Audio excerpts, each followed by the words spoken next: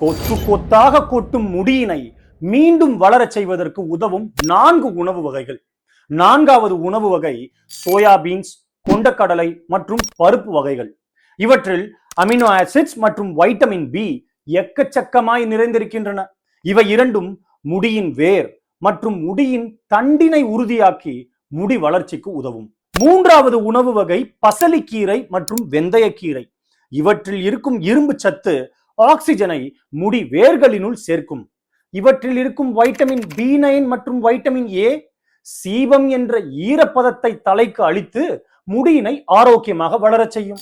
2வது உணவு வகை அயில மீன் மற்றும் வஞ்சர மீன்.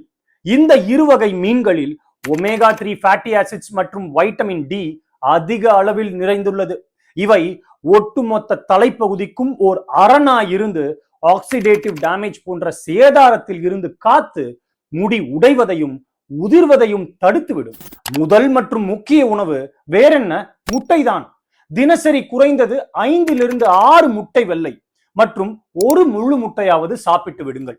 முட்டையில் இருக்கும் உயர்தர புரதம் முடியின் புரதத்தை வலுவூட்டி உறுதியாக்கும்.